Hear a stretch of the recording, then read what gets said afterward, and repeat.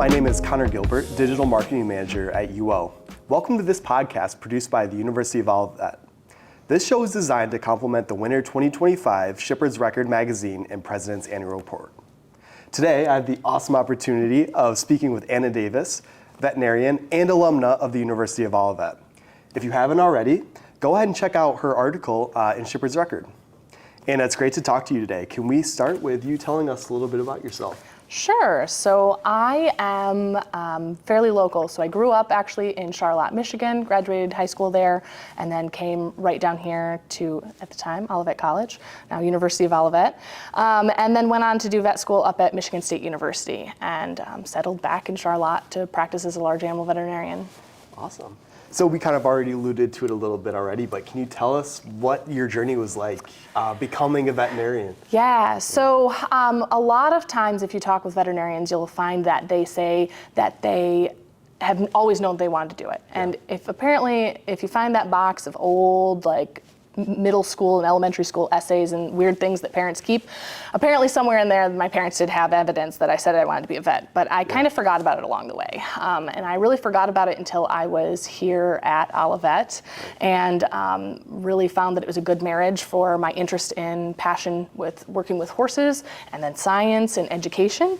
And so it was not right away that I knew. It wasn't until I was in college. And then I actually ended up taking a 5th year here at Olivet because of that, because I didn't really know what I wanted to do at first, which I actually am very grateful for.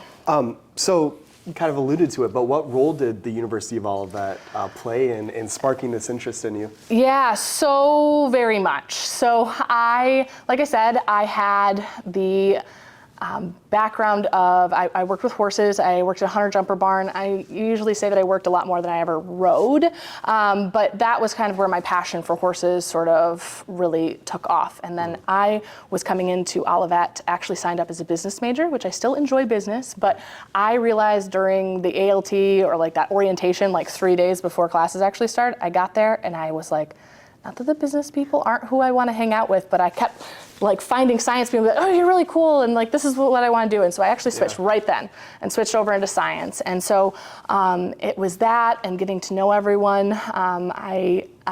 Dr. Leah Knapp was a huge part of my journey. She did a good job of sort of making me go investigate it. She was very like, make sure this is what you want to do. So she was the one that really pushed me to get out and like shadow with veterinarians and see if it was like kind of what I wanted to do. I would also say that my time at Olivet, it was amazing for the interpersonal relationships that you get to build and like skills that you get to build that they don't have time to teach you in vet school. So, running clubs and working with people in that way was really, really important. And I think that my time at Olivet, I was able to build that a lot more than obviously even in vet school, because you're kind of focused on the things that you have to learn in vet school. So that's awesome. So you spoke briefly about your mentors and your peers that helped you get to this point during your time at Olivet. Can you speak on that a little bit more? Yeah, so as I said, Dr. Leah Knapp was really important. She was trained as a veterinarian and then has obviously been teaching. She really helped guide me on this and actually wrote a letter for me to get into vet school, which is amazing and probably part of that. Dr. Lewis also really helped me figure out kind of my strengths in academics. It really pushed me, but it was really important for me. Going into veterinary medicine is very hard too, so I really struggled. Quite frankly, struggled with organic chemistry. And so that was something that was actually really important for me to figure out that it's okay to not be great at everything. You can be mediocre and still get through, and her like kind of pushing me is what like helped get through that. And then I would be remiss if I didn't also admit that the original Dr. Davis, who was also my mom, has had a huge role. Right. I only took one class with her, and when I was here at Olivet, but obviously she's been a huge impact on my life, and I think that's where I get some of my passion for education from, is seeing her being a teacher or professor when I was young, and then obviously doing more administrative things as I was older and when I was here. Okay, so let's flash forward to today. You're working in a veterinary field, specifically large animals, horses, and things of that nature. Have you encountered any biases working in a field that's predominantly filled with men? Yes, so it's actually really interesting, and I'm really grateful for, again, I'm going to go back and say, Olivet, this is bad, I don't remember the name of those courses that you have to take that are kind of like outside of your major. Help me. You're not prereqs, but they're... Liberal arts core. Right. So I took one called Gender, Race, and Science, and that was a really cool class. It's kind of like bend your brain in a different way, right? Yeah. And it was really awesome, done by Dr. C. Noyes, and you kind of got to pick kind of what areas you wanted to go in. Obviously they had topics, but your end paper could be anything. And it had to be an intersection of gender, race, and science. So I picked the gender changes that have happened in veterinary medicine. So actually, in veterinary medicine now, it's interesting because you look out and you look at sort of the older population of veterinarians, it's almost all men. And you look at classes, I had 115 students in my class, a little over 100 of them were women. So it's actually gotten to be like the tides have turned. It was really fun doing that paper actually and seeing some of the like theories on why that might have happened. But so it was actually, I feel like in vet school, like not strange to be a woman in it. It is really uncommon to do large animal, and I don't just mean for women, just in general, it's been kind of falling out of favor. So it's a little bit less common to do that. But obviously in vet school, it's a little bit easier because they know that those are the two paths that people go, either sort of the small dog and cat route, or there's a lot of other things too, but or sort of that large animal. Less than 5% of us usually go towards the large animal. So that was a little bit harder to break into, getting experience and sort of knowing not as much of your time was focused on that in school. We did a lot of small animal stuff, but. Yeah.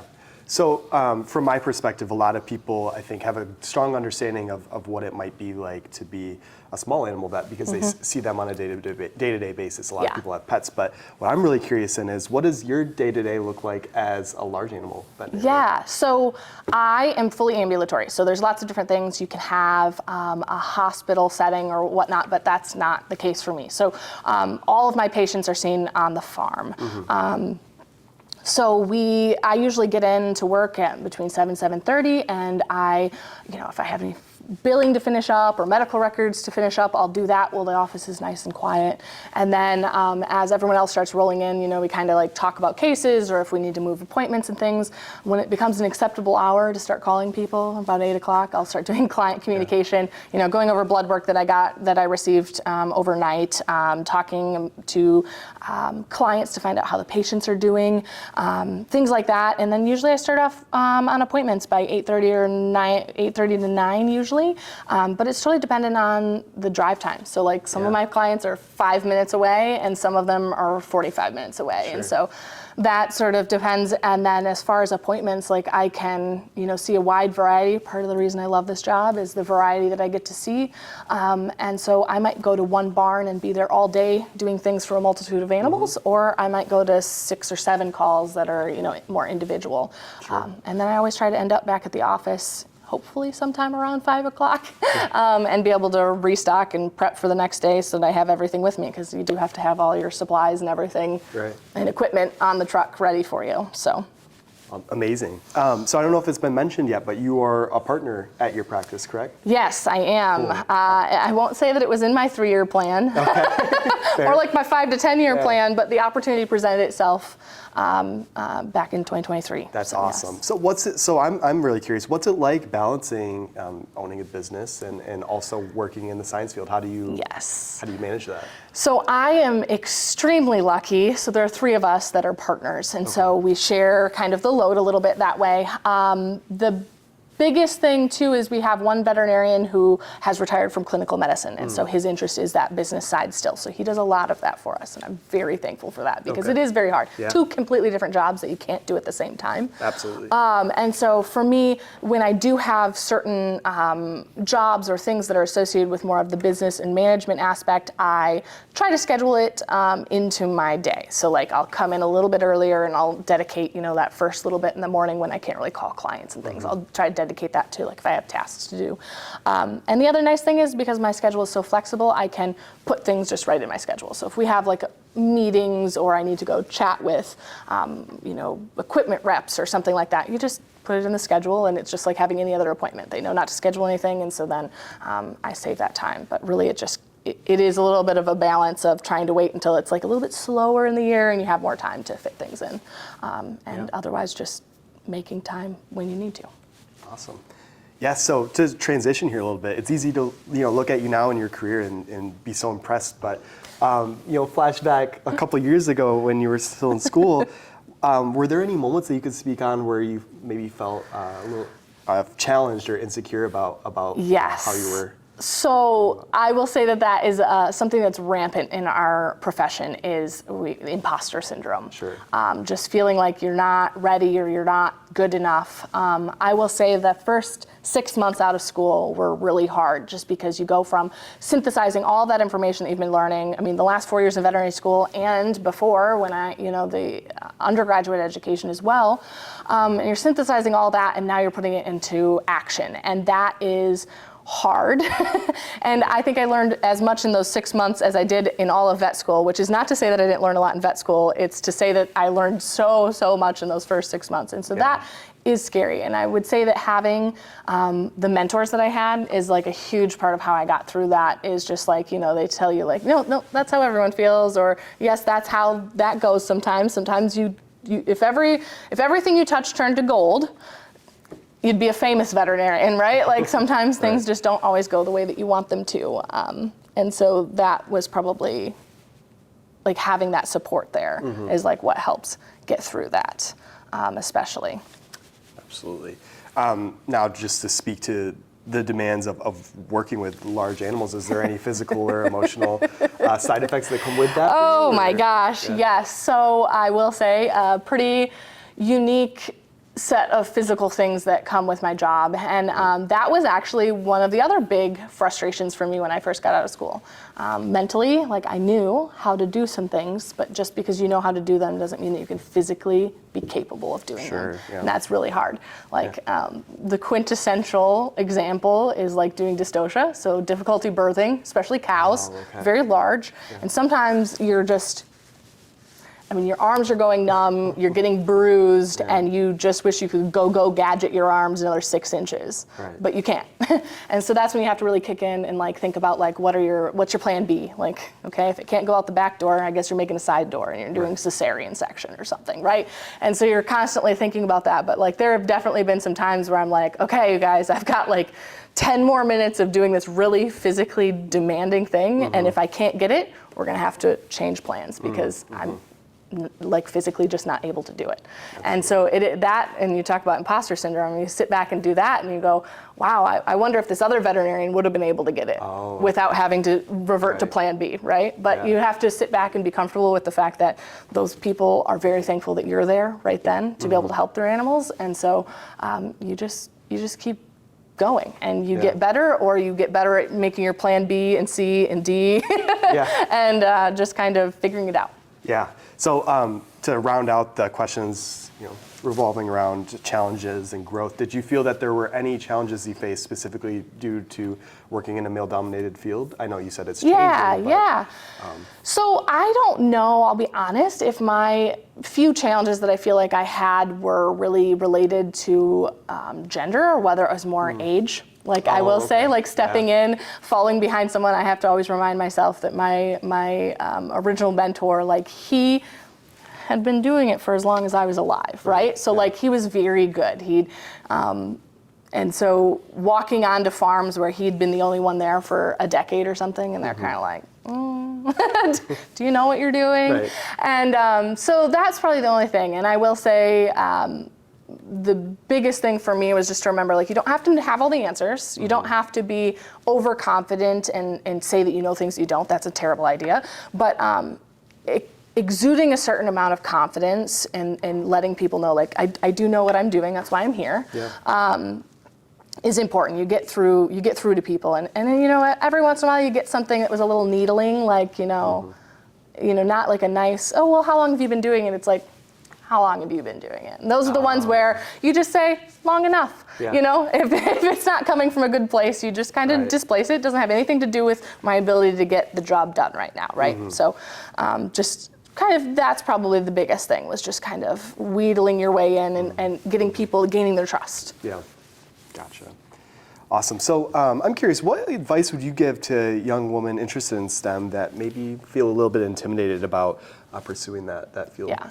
I would say get out and do it. Like, just try it. Like, go find things, whether in undergraduate, it's so easy, especially at somewhere like UOL. Like, you can be in any club you want, right? Like, go do that. Network, meet people.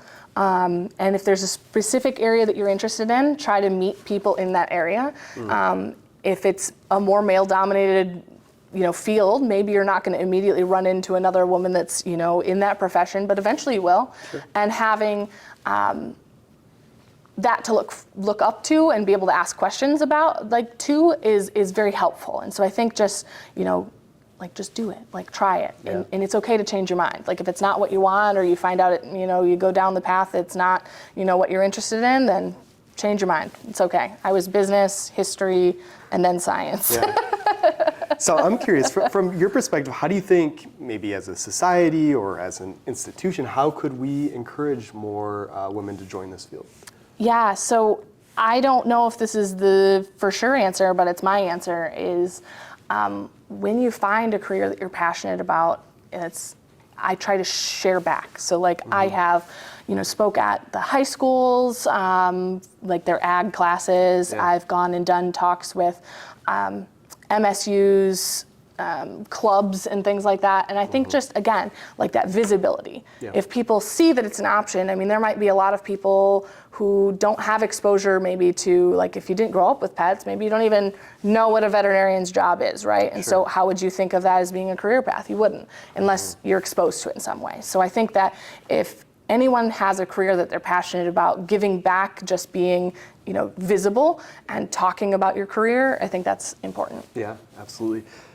So I'd be super curious to hear about what do you think is the most rewarding cases you've worked on so far in your career? Oh gosh, that one's really hard. In some ways, I'd say all of them, right? Sure. Like, there's so many. I think it's too hard to come up with a specific one that, like, tops the rest. Yeah. I will say that just this morning, I got a text update from an owner seeing an injury, and we've been working on it for 3 months, and seeing a nice, dry, healthy, epithelialized wound is amazing. Yeah. And that has been, like, a really hard one. Just the more time you put in, right? You see them for 3+ months, and then getting to see, like, okay, we're finally, like, we're coming out on the other side. Yeah. But I'd say so many of the cases are like that. Like, that is why I feel so passionate about this career, is that everything has, like, rewarding aspects to it.